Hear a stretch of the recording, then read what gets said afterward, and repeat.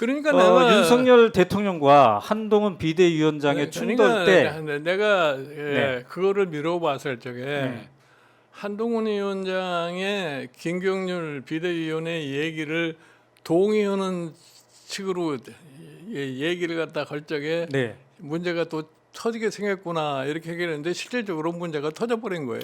직감을 하셨군요. 네. 네. 근데 그거를 나는 한동훈 저 비대위원장이 네. 검찰에서 윤석열 대통령을 오랫동안 모셨던 사람이기 때문에 네네네. 윤석열 대통령한테서 어떠한 반응이 나올 거라는 것을 짐작을 했을 텐데 네. 그거를 갖다가 제대로 판단을 못했다면은 난 그건 문제가 있었다고 생각을 해요.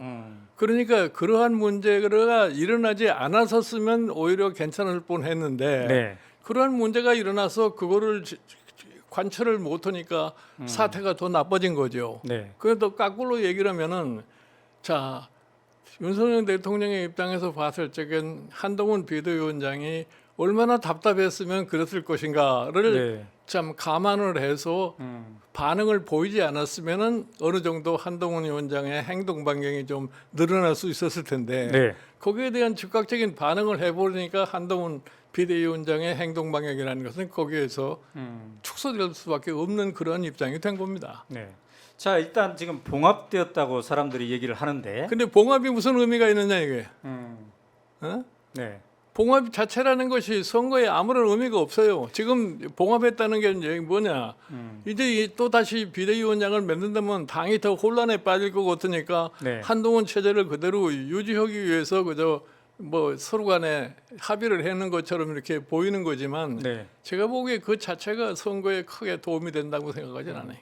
자, 비교하자면 이제 항아리에 금이 깨진 거예요. 네. 윤석열 한동훈 관계에서 이것이 이제 총선을 앞두고 다시 한번 더 크게 충돌할 가능성은 없을까요? 왜냐하면 네.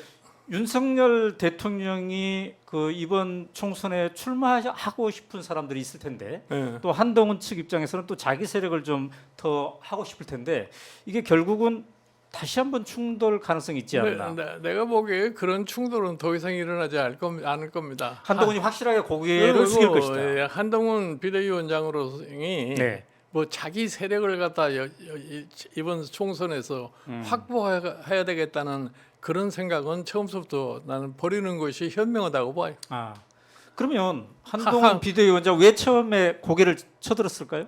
그러니까 자기도 돌아다니다 보니까 일반 국민의 정서가 어떻다는 거는 확인을 했을 거 아니에요. 네네네. 그러니까 자기가 한번 슬쩍 그런 김경률의 얘기에 편승을 해서 한번 얘기를 해봤는데 그게 네. 딱 걸려버린 거지 뭐.